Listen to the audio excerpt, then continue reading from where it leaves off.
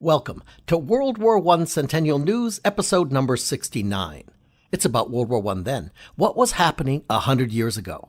And it's about World War I now, news and updates about the Centennial and the commemoration.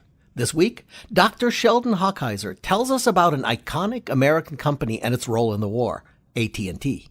Mike Schuster from the Great War Project blog updates us on the German morale as Operation Georgette comes to a close. Dr. Edward Lengel with the story of Elsie Janis, the sweetheart of the Doughboys.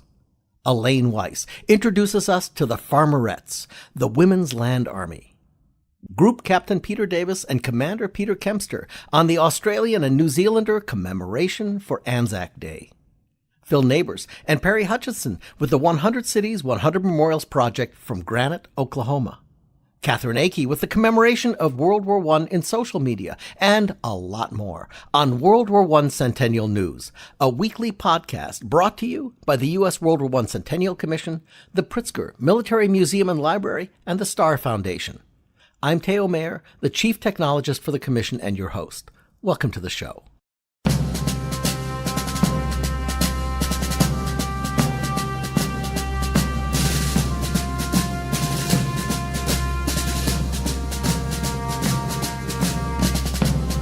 Today, we're going to explore the U.S. telephone system during the war. And unlike most nations, where the phone systems are typically government-owned, the U.S. telephone system has always been privately held. Well, not always. For 1 year during World War I, the U.S. government took over the nation's telephone system. But perhaps most amazing of all, a year later, after the war, the U.S. government gave it back. With that as a setup, let's jump into our Centennial time machine and look at the American telephone story 100 years ago, in the war that changed the world.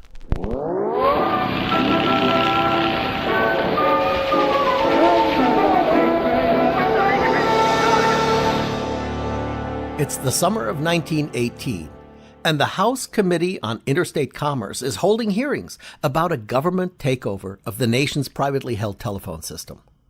Only 3 witnesses are called to testify: Albert Burleson, the Postmaster General, Newton Baker, the Secretary of War, and Josephus Daniels, the Secretary of the Navy. Now, these men, eventually backed up by President Wilson, are pushing for a takeover of the phone system, citing, among other things, national security concerns, including the protection from spies, using this incredibly powerful technology that's rapidly spreading across the land. Most remarkably, the representatives of the phone company are not asked to participate in the discussion. Well, to help us tell the amazing story of AT&T during the war, we invited Dr. Sheldon Hochheiser, the corporate historian from AT&T, to join us on the show. Dr. Hochheiser, welcome to the podcast. It's a pleasure to be here. Well, Dr. Hochheiser, from an AT&T historical perspective, what was the story here? Well, on July 16, 1918, by joint resolution of Congress, the president was authorized to take possession and control of the nation's telephone and telegraph systems. Note, not ownership. The Postmaster General, under authority of the president, did so effective August 1. Theodore Vail, the president of the company, issued a statement pledging full cooperation. The war ended on November 11th. By the following March, plans were underway to return possession and control to the private owners, which was accomplished August 1st of 1919, exactly 1 year later. What happened as a result of the Postmaster General's action with the AT&T at the time? The Postmaster General established the United States Telegraph and Telephone Commission and appointed several people, initially from his department, but soon including one senior vice president of AT&T, to take over not just AT&T, but also the separate telegraph industry, independent telephones, and for the most part left officials at AT&T and its various local subsidiaries in place. They were the people who had the expertise in how to run and operate the telephone business. Moving on, because there's a lot more going on with AT&T during this period than just this event. During the war, how did the telephone facilities rise to meet the wartime needs? By massive mobilization of the facilities and the personnel of AT&T and its Bell system. Example, long-distance telephone service had only recently, in 1915, reached all the way across the North American continent, connecting the Atlantic and Pacific coasts. Long-distance service was available, rather expensive, and largely used by commercial interests where it was worth it. The other thing to remember is that every telephone call required at least one operator. You picked up the phone and an operator answered at the local switchboard. A local call might require one operator, a long distance call, many. Washington was not a place with a great volume, particularly of long distance calls. For example, at the beginning of the war, there were 100 available long distance circuits for Washington. Of those 100, only 2 went west. By the middle of 1918, there were 500 circuits, including 64 additional circuits, and these are physical lines, wires and cables, to New York itself, and direct circuits to a lot more additional points. This was repeated throughout Washington, and not just throughout Washington, it was repeated wherever there was a large concentration of activity related to the war. All of that equipment was built by AT&T's manufacturing subsidiary, Western Electric. It all had to be installed by AT&T installers. It all had to be maintained by operators. To meet the demand, say, in Washington, 500 operators were brought in from around the country, and many more operators, many more young women had to be trained. So the company obviously played a big role in the mobilization effort, but not just here, also in Europe. Well, yes. Now, I know you've had Professor Elizabeth Cobbs on talking about the Hello Girls, a very important and fascinating story. Well, where did those telephone systems, those Hello Girls operated so capably, come from? At the request of the Signal Corps, AT&T mobilized 13 battalions of trained telephone men and their supervisors who became their officers to go to Europe and build and operate in the technical sense of maintaining the equipment, stringing the lines, which had to keep being done when the front moved. Was there any kind of telephone infrastructure in Europe at the time? Did they have their own initiatives, or was this sort of something coming over from America? The French had a telephone system. AT&T's telephone technology was widely recognized as the most advanced in the world, and General Pershing was used to it from the United States. Secondly, the telephone lines didn't necessarily go where General Pershing needed them to go, out to where the troops were. So what happened was the AEF's telephone system interfaced with the French telephone system. If General Pershing wanted to speak to his French counterparts, it would then get connected through the French telephone system, and those Hello Girls who were bilingual often served as the translators. General Pershing needed a telephone system that would be to American standards, operated by people who spoke English, and who were dedicated to stringing lines where General Pershing wanted the lines to go. And Dr. Hockheiser, we just got in a question from our live audience. Frank Crone wants to know what happened to AT&T's chief technologist, John Carty, after the war. Well, John Carty, chief technical officer, directly reported to the president. John Carty joined the Signal Corps Reserve very early on in 1917 as a colonel, and he was then promoted to general and played a large role in the interface between the Expeditionary Force and AT&T. After the war, John Carty returned to his job full-time as chief engineer of AT&T, later becoming a vice president and retiring in 1930. But after the war, he always preferred to be referred to as General Carty. A last question for you. How did this one-year event help shape AT&T as a company? I think it learned lessons in how quickly and how thoroughly it could mobilize to meet urgent needs. And I think it convinced everyone in the United States even more of the centrality of the telephone for getting things done. Great answer. Dr. Sheldon Hockheiser, thank you for joining us on the show. My pleasure. Dr. Sheldon Hockheiser is the corporate historian for AT&T. Learn more about the company and its World War I history at the link in the podcast notes. It's time for Mike Schuster, former NPR correspondent and curator for the Great War Project blog. Mike, your post this week indicates a turning point for the spring offensive. Now, as Ed Lengel pointed out previously in our roundtables, the German goal was to split the French and the British armies and drive the British to the coast and off the mainland. But it looks like that plan has failed. What's going on, Mike? Well, a lot's going on, Teo. So the headlines read, German morale is flagging. Disillusion among the Germans, they call a halt in their offensive. There's a growing American presence on the Western Front, and an assassin dies. Special to the Great War Project. More and more American troops are arriving on the French battlefields during the final days of April a century ago. Among the major developments, the first tank-on-tank battle of the war, according to historian Martin Gilbert. A heavy British tank knocked out its first adversary, reports Gilbert, and the other Germans turned and fled. 7 British tanks then pushed forward into the German infantry positions. The Allies kill some 400 German troops, many more are taken prisoner, and the Allies regain much French territory. But the British are vulnerable in the skies. A huge German air attack is underway.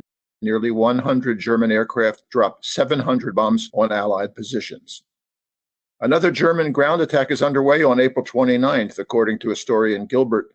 The Germans regain only a small portion of French territory they previously occupied. That night, the German command calls a halt in their attack. According to Gilbert, more than 30,000 German and 20,000 Allied soldiers were killed within the 3 weeks of Germany's on-again, off-again spring offensive. The goal of the German assault was to drive to the coast to cut off French ports from the sea. That goal failed. The German command was eager to defeat Russia and end the war on the Eastern Front. That it achieved earlier in 1918. Now the Germans believe they can move thousands of troops to the Western Front. But turns out there's an immense problem with the German troops who fought in the East. Our victorious army on the Eastern Front, observes one German general, became rotten with Bolshevism. We got to the point where we did not dare transfer certain of our Eastern divisions to the West. And as for the Americans, there still is no clarity on how the Americans will be deployed on the Western Front. Even when the issue became where to station the growing number of American troops at the front, General Pershing is unable to convince the French to use American forces effectively. According to historian Thomas Fleming, the French commander, Marshal Foch, goes behind Pershing's back and reaches out to President Woodrow Wilson. He argues that unless the president dispatches 600,000 soldiers to Europe over the next 3 months, unattached to any specific American divisions, to be used as replacement troops, then the war is lost. Reports Fleming, Pershing fought the Frenchman with his only weapon, an immense stubbornness and rock-like faith in his vision of an independent American army. This, the Battle of the River Lys, is a turning point, according to historian Gilbert. Not only in German military fortunes, but in Germany's battlefield morale. Many German soldiers were depressed and exhausted, seeing no further prospect of breaching the Allied line. It is now 4 years since the war broke out, sparked by the assassination of the Austrian heir apparent, the Archduke Franz Ferdinand, in Sarajevo. Who could now remember the causes and sequences, twists and turns, the charges and countercharges which had led to such a widespread and all-consuming war? And then on April 28th, a century ago, Gavrilo Princip, the Serbian assassin of the Archduke, dies of tuberculosis in an Austrian prison hospital. He was 22. And that's some of the news from the Great War Project this week, 100 years ago. Mike Schuster from the Great War Project blog. The link to Mike Schuster's Great War Project blog and his post are in the podcast notes. Welcome to our segment, America Emerges, Military Stories from World War I with Dr. Edward Lengel.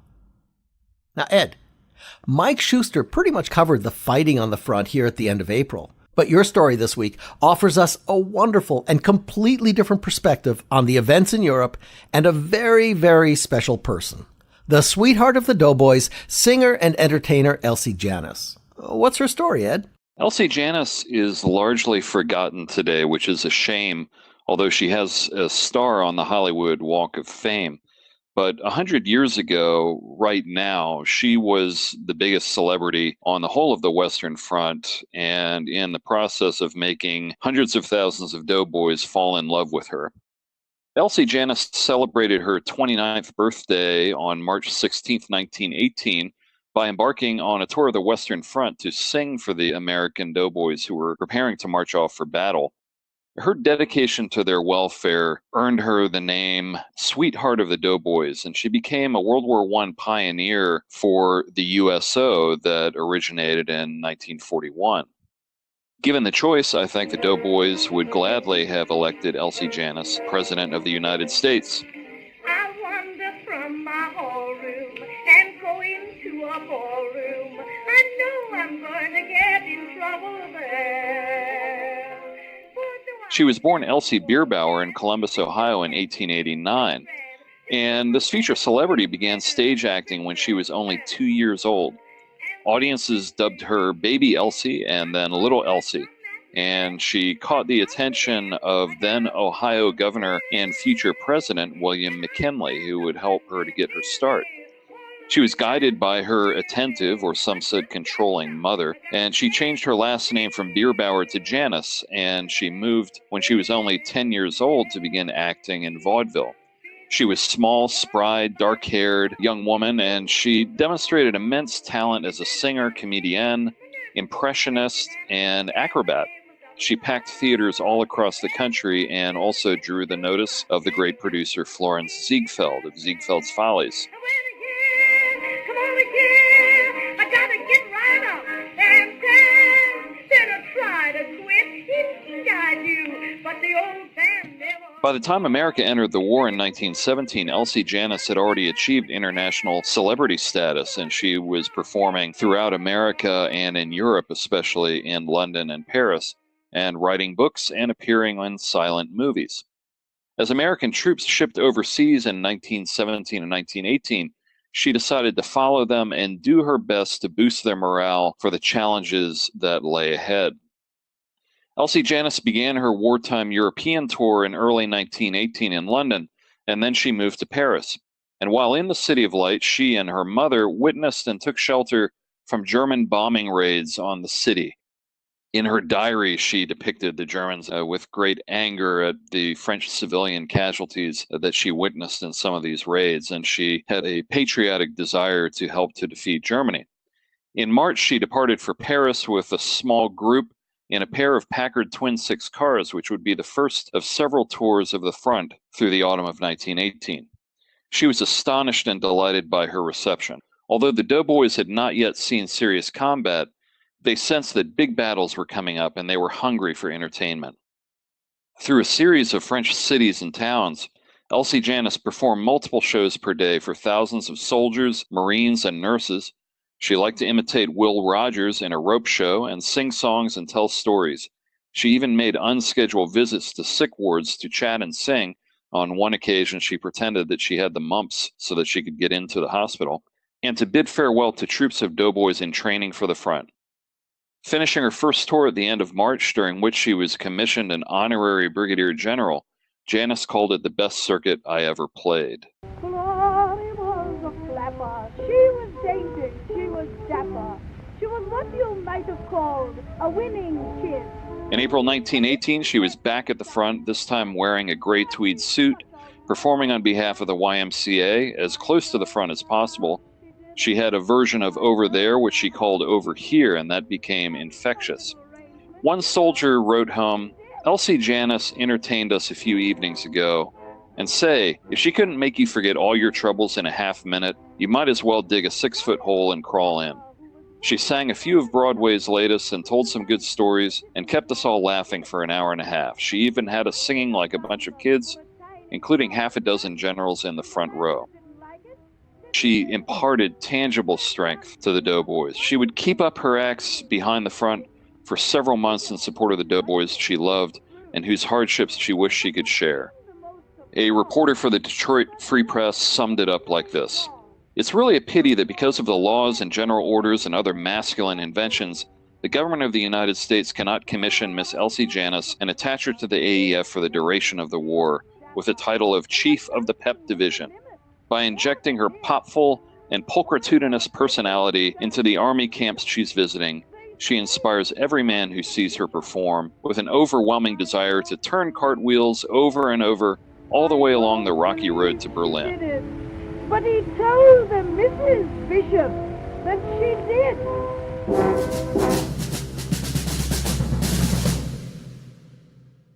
Dr. Edward Lengel is an American military historian, author, and our segment host for America Emerges, Military Stories from World War I. There are links in the podcast notes to Ed's post and his website as an author. For videos about World War I 100 years ago this week, and from a more European perspective, check out our friends at the Great War Channel on YouTube.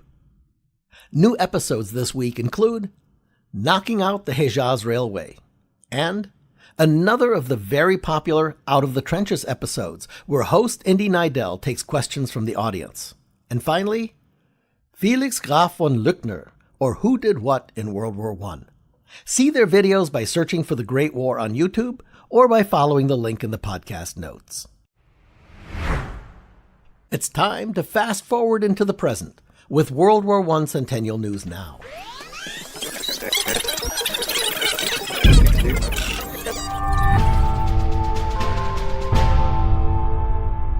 Now, this part of the podcast isn't about the past. It focuses on now and how we're commemorating the centennial of World War I.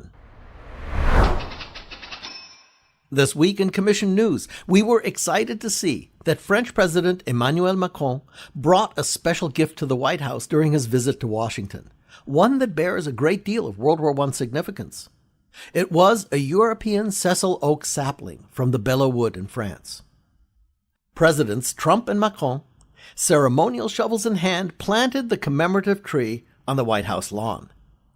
Now, the Battle of Belleau Wood is one of the most important American engagements of World War I. It was the first major battle for the U.S. Marines during the conflict and is still viewed as a seminal moment in Marine Corps history. Fighting alongside the British and the French troops, America suffered more than 9,700 casualties. You can read more about this meaningful and symbolic gift and see pictures of the ceremonial planting at the White House by following the links in the podcast notes. For remembering veterans. As we pointed out before, there are actually more veterans of World War I than just the soldiers and the sailors. As the men headed off to training camps and to Europe, the women of America needed to pick up the role of their missing men, especially when it came to feeding the nation. And that's the story of the Farmerettes and the Women's Land Army. With us to explore that story is Elaine Weiss, journalist and author of multiple books including Fruits of Victory, The Women's Land Army and the Great War, as well as The Woman's Hour, The Great Fight to Win the Vote. Welcome to the podcast, Elaine. Thank you for having me. So, Elaine, feeding the nation and sending desperately needed food to our allies was strategically important. How did American womanhood stand up to the task? Well, they rose to the task. They saw a problem, and it was a very dire one. Of course, America didn't enter the Great War until April of 1917. It had been raging in Europe for 3 years by then.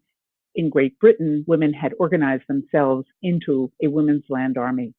The men had been called off to war, and even the men who were left, as would happen in America, were going off the land, leaving the farms, and going to the better paying war industry jobs.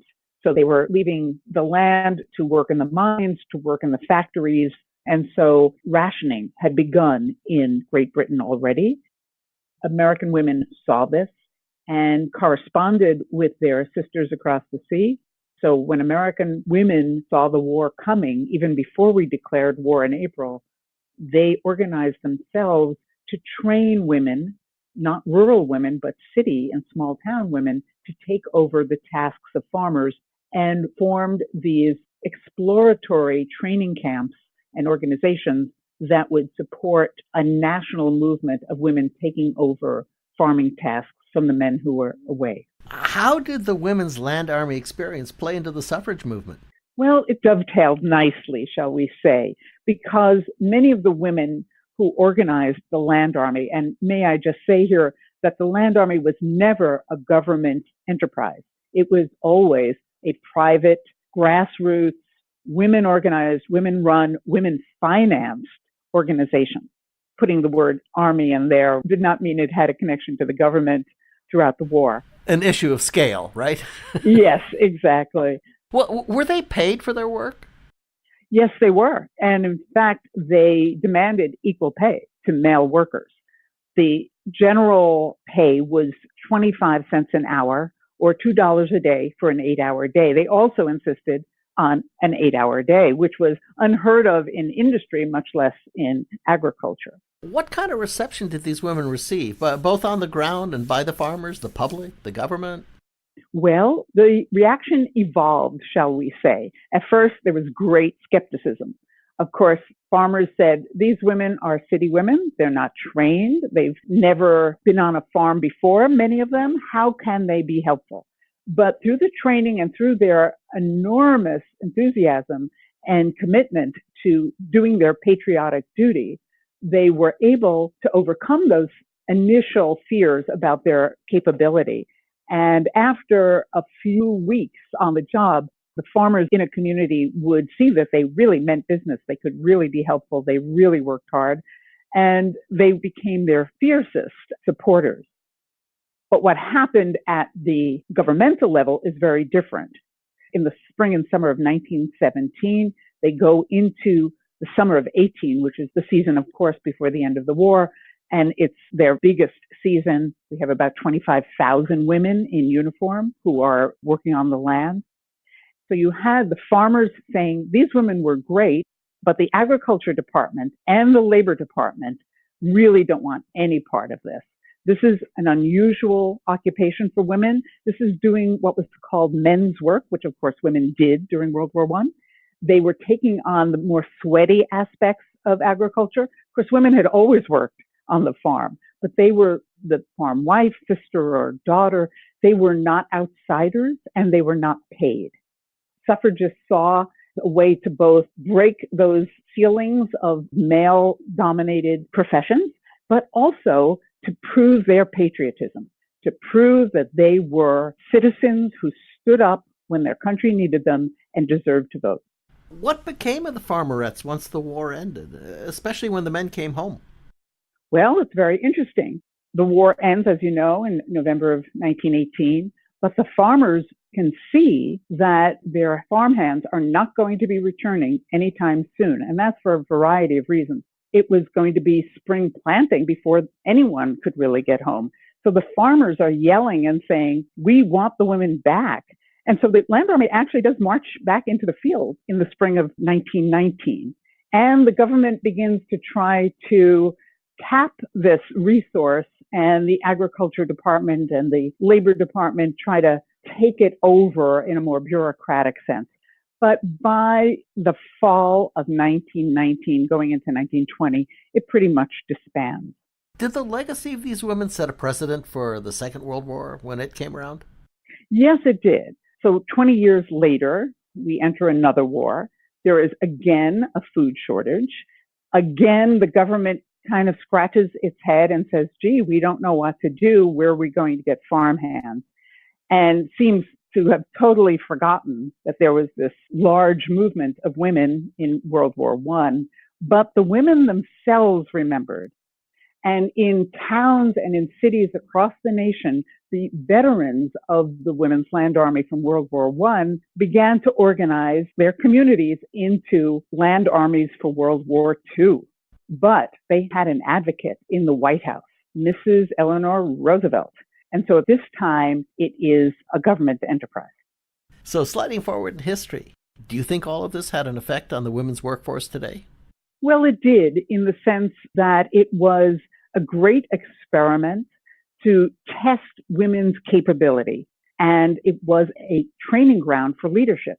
So I think it really does, when you look at women entering the workforce in different ways in our present day and in the decades where they have opened doors to new professions, I think you do see a very strong and vibrant influence of their foremothers in the Land Army.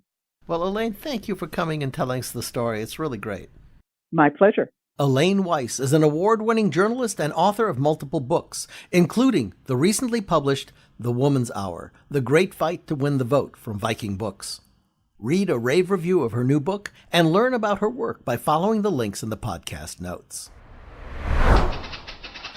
From our World War I Centennial Events Register at ww1cc.org/events, there's a great one at North Carolina State University on May 1st. Back in episode 64, we spoke to Thomas Skolnicki, the landscape architect for the university. Retired U.S. Navy Rear Admiral Benny Suggs, the director of North Carolina State's Alumni Association, and U.S. Air Force veteran World War I Centennial Commissioner Jerry Hester. All three men are North Carolina State University alumni, and all were involved in the school's 100 Cities, 100 Memorials project. They told us about the restoration of the school's bell tower and about this upcoming rededication event. The event will include a full military ceremony with 21-gun salute and a flyover of F-15s from the 4th Fighter Wing stationed at Seymour Johnson Air Force Base in Goldsboro, North Carolina. It's an opportunity for all to learn about the sacrifices made by North Carolina State students and about the commitment that the school has made ever since its inception to military service and leadership. Nearly 2,000 students and alumni served in World War I, and the bell tower includes the 34 who died in that service. So if you're in the area, be sure to check it out. We have links for further details in the podcast notes. In our international report, this past Wednesday, April 25th, is a day of special remembrance that has its roots in World War I. It's known as Anzac Day, which stands for Australian and New Zealand Army Corps, and whose soldiers are known as Anzacs. Here to tell us more about the past, the present, and the future of Anzac Day are Group Captain Peter Davis of the Australian Defence Staff and Commander Peter Kempster of the New Zealand Defence Force. Gentlemen, welcome to the podcast. Thank you. Thank you. I'm going to ask you both, and you can both answer. What's the story of Anzac Day, and what's its origin? Anzac Day commemorates the landing of Australian and New Zealand troops on the Gallipoli Peninsula on the 25th of April 1915. What had been planned as a bit of a bold stroke to knock Turkey out of the war quickly became a stalemate for about 8 months. And at the end of 1915, the Allied forces were evacuated after both sides had suffered heavy casualties and endured great hardships. I guess it's the first time that Australia and New Zealand troops fought together. The numbers that we're talking about are quite staggering as far as what the populations were of both countries. Every town in Australia and New Zealand, no matter how big it is, has some form of monument to those that fell and didn't come back. The 25th of April 1916, the first anniversary of the landing, was observed in Australia. That year, the 25th of April, was officially named Anzac Day by the acting Australian Prime Minister George Pearce. It took us about 3 years, and a little town in New Zealand was the first one to do an Anzac Day commemoration. And since that, we've had an annual commemorative day for Anzac Day, which not only includes those initial forces in World War I, but also covers World War II, Korea, Vietnam, and all other conflicts that we've been involved in since. It's generally become what our originally Armistice Day became Veterans Day, so a very similar history, I suppose. Yeah, similar to that, and to Memorial Day that you commemorate in May of each year. It was apparently also a very well-attended commemoration in New York. Do you know about that? Probably our main service is here in Washington, D.C. The New Zealanders organised a dawn service at the Korean War Memorial down the National Mall, which is a very special place in its own right. And we organised a cathedral service at the Washington National Cathedral. And they are both very fitting for the occasion, with ambassadors from both countries talking, heads of defence from both countries talking. From an Australian point of view, we support approximately 25 services across the country. We have military folks across about 31 states here in the US. In most areas, there is an Anzac Day commemoration, and our consulates in each area also have one. And I know the Consul General in New York organised quite a large event. I'll default to Peter now, and he can tell you a bit about the New Zealand side. Yeah, very similar. Most of the honorary consuls around the United States and Canada also vie for a military unit to go to some form of ceremony. The one in San Diego, I know from the naval point of view, There was one in Los Angeles as well. Let me ask each of you, what does Anzac Day stand for you personally? From my perspective, it is a day to remember those who have fallen and made the ultimate sacrifice for other people. We also spend time to think of the families, and it is also a great way to bring the country together. The original Anzac landing was a defining moment in Australian history. We were still a very young nation. We'd only became a federation in 1901, still very much tied to the old motherland Britain. It was an opportunity for us to show that we could stand on our own and we didn't really need Mother Britain to support us anymore. I'm probably not speaking too much out of line, but Australians and New Zealanders were sent places where the British mightn't have sent themselves. And after that, we've been in charge of our own destiny. Anzac Day certainly had a lot more meaning from a national point of view than just commemorating the fallen in war. And how about you, Peter? I guess from my point of view, it's evolved. As you get older, you reflect a little bit more. But initially, I think it started out as commemorating World War I. And then as the World War II veterans started to disappear as well, we started to realise that veterans of all of our wars, it was worth commemorating what had gone before us. For me, when I was a kid, I can remember going to dawn services and the like. It was about World War I and commemorating what happened in Gallipoli in the Western Front. When I started a career in the services, it was about service and the servicemen. And now it's more about families. And it'd be nice to live in a world where we didn't have to do that. Well, gentlemen, thank you very much for coming in and giving us some perspective on what Anzac means to both Australia and to New Zealand. Thanks, Tao. Thank you. Group Captain Peter Davis is the Assistant Defense Attaché and Chief of Staff of the Australian Defence Staff at the U.S. Australian Embassy. And Commander Peter Kempster is the New Zealand Naval Attaché to the U.S. for the New Zealand Defence Force. Learn more about Anzac Day and the centennial organizations of both countries by following the links in the podcast notes. For 100 Cities, 100 Memorials, the $200,000 matching grant challenge to rescue and focus on local World War I memorials. We're going to profile the World War I Memorial Project from Granite, Oklahoma. With us to tell us about Granite, Greer County, and their inspiring World War I story are Phil Neighbors, pastor of the Valley Baptist Church and native son of Granite, and Peter Hutchison, a retired Army colonel and former professor at the Command and General Staff College at Fort Leavenworth Officer Training School. Gentlemen, welcome to the podcast. Thank you. So, I'm going to start with you, Phil. In your grant application, you described Granite, Oklahoma as a small community of heroes. Now, that's an intriguing opening line. What did you mean? Well, Greer County is a rural county. Our entire county has maybe 5,000 people in it. My hometown of Granite, Oklahoma has maybe 1,000 people in it. So we are not a large populous area. And so when we received the grant, we were thrilled because we noticed that so many of them went to places like Soldiers Field in Chicago and USC Coliseum in Los Angeles. And then here's our little Main Street town in Oklahoma that gets a grant on the same level. So we were absolutely thrilled. What I discovered in this research, which is a very personal story to me, which began with my great uncle, Bill Maxfield, that I was very close to as a child and as a teenage boy until he passed away. My Uncle Bill would always breathe with a real heavy, rasping sound in his chest with every breath.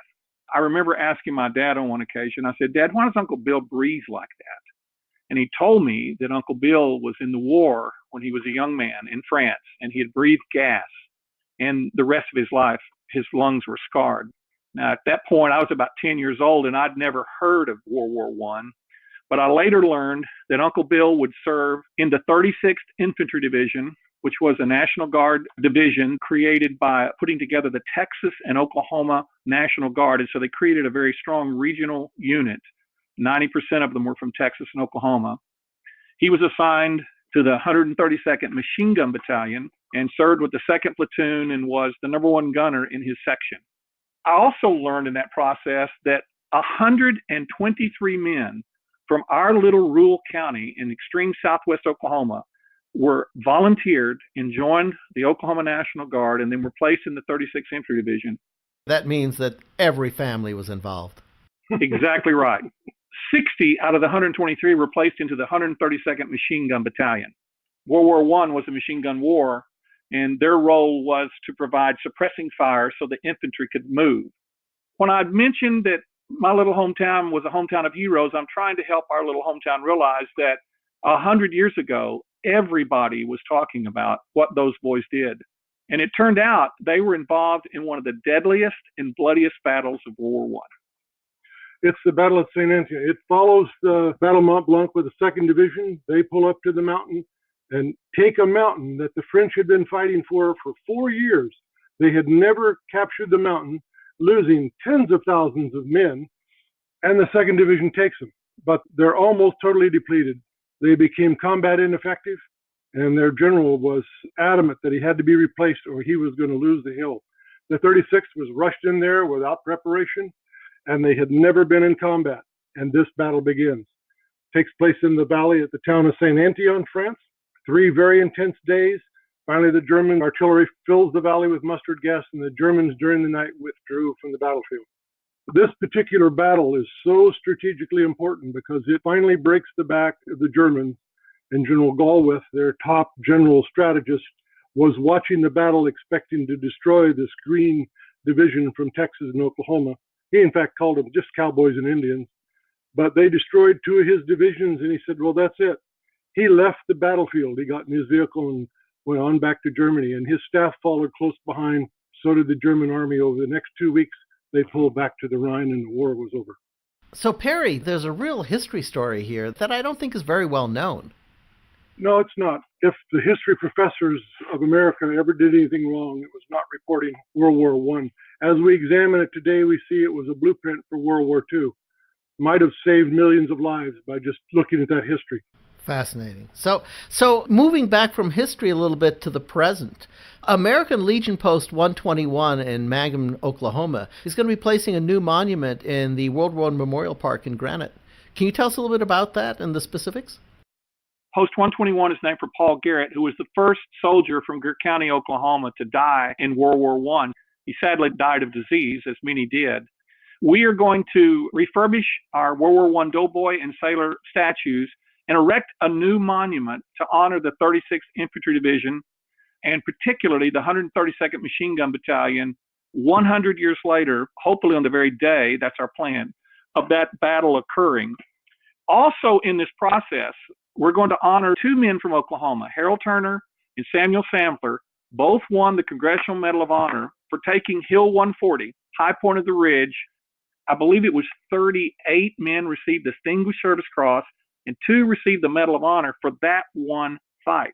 Now, what makes that interesting is that Sergeant York, 25 miles to the east, will win the Congressional Medal of Honor on the very same day, October 8, 1918. And what Sampler did was very similar to what York did. He personally took the machine gun nest, killing several of the enemy and capturing about 30 or 40 Germans single-handedly. We've contacted the Sampler family. They're going to be in attendance. They're thrilled, and we're thrilled to be able 100 years later to put the spotlight on our little town of heroes. Phil Neighbors is a pastor of the Valley Baptist Church and a native son of Granite, Oklahoma. And Perry Hutchison, retired Army colonel and former professor at the Command and General Staff College at Fort Leavenworth Officer Training School. Learn more about the 100 Cities, 100 Memorials program by following the links in the podcast notes or by going to ww1cc.org/100memorials. It's time for our weekly feature, Speaking World War I, where we explore the words and phrases that are rooted in the war. Now we're going to stick with our Anzac theme.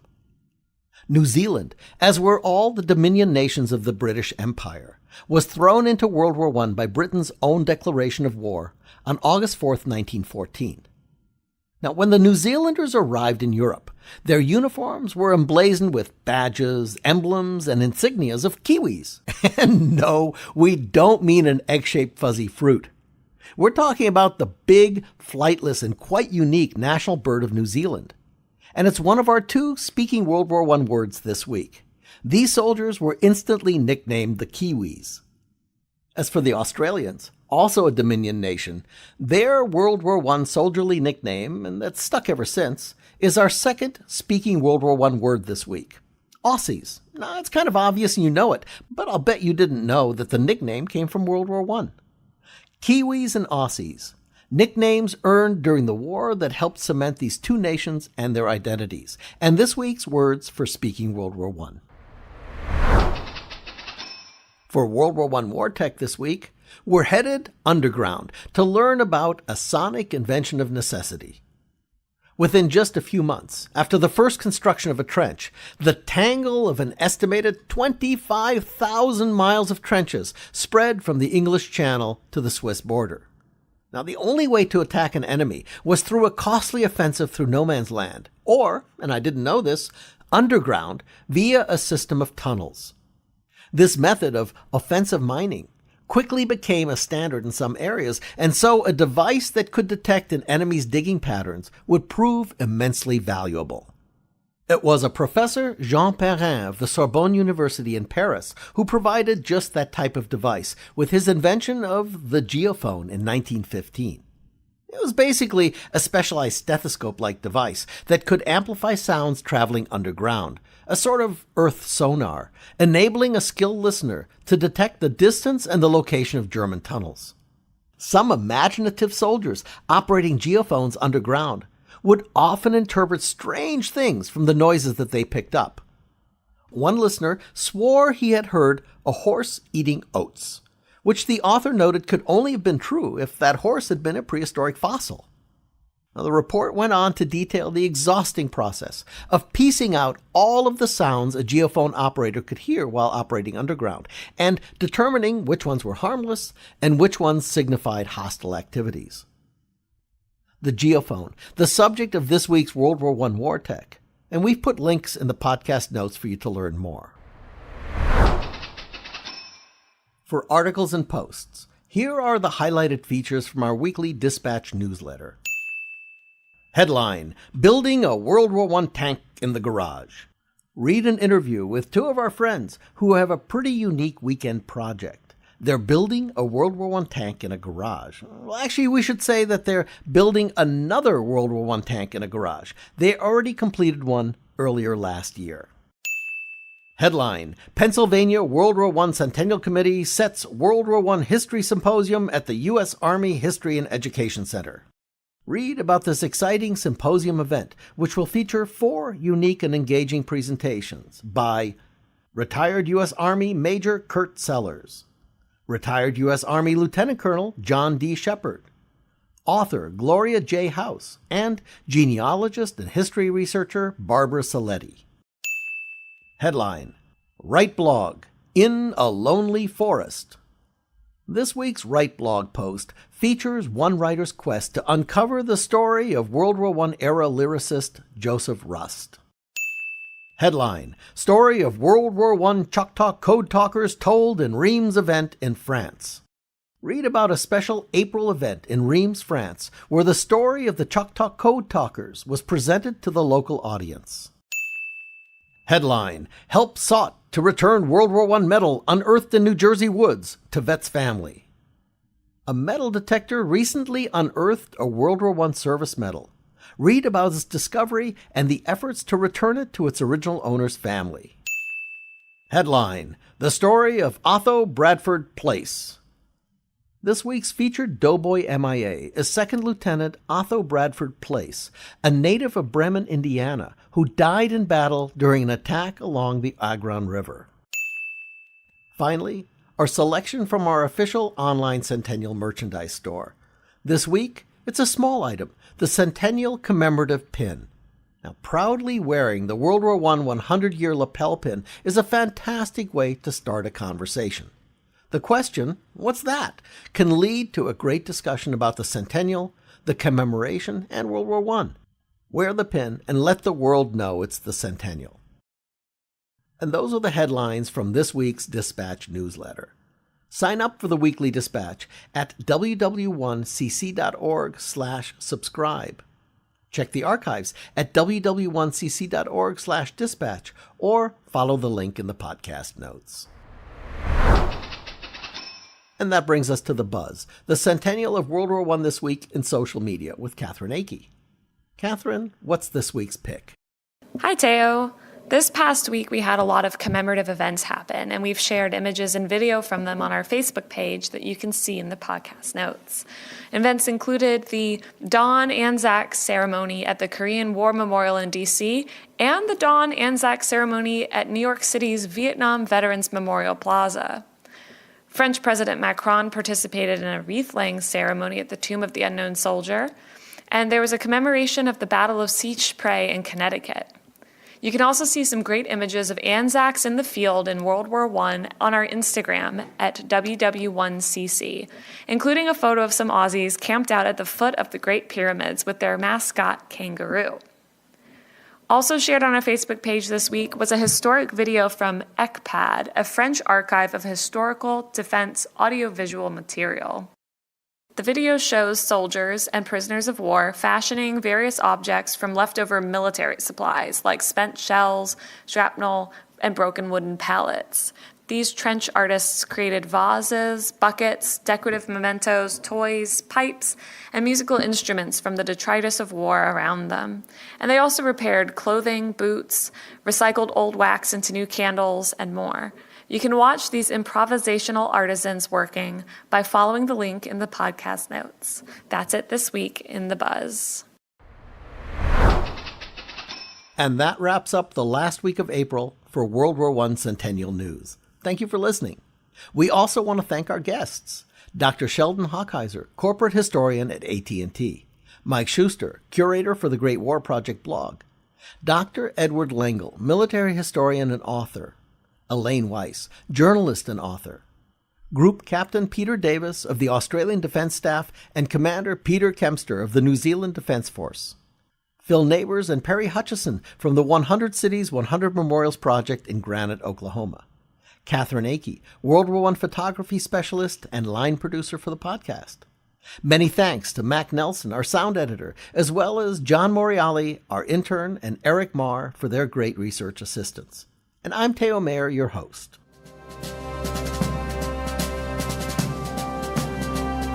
The U.S. World War I Centennial Commission was created by Congress to honor, commemorate, and educate about World War I. Our programs are to inspire a national conversation and awareness about World War I, including this podcast. We're bringing the lessons of 100 years ago into today's classrooms. We're helping to restore World War I memorials in communities of all sizes across the country. And of course, we're building America's National World War I Memorial in Washington, D.C. We want to thank the Commission's founding sponsor, the Pritzker Military Museum and Library, as well as the Starr Foundation for their support. The podcast can be found on our website at ww1cc.org/cn. Search WW1 Centennial News on iTunes, Google Play, TuneIn, Podbean, Stitcher, Radio On Demand, and Spotify.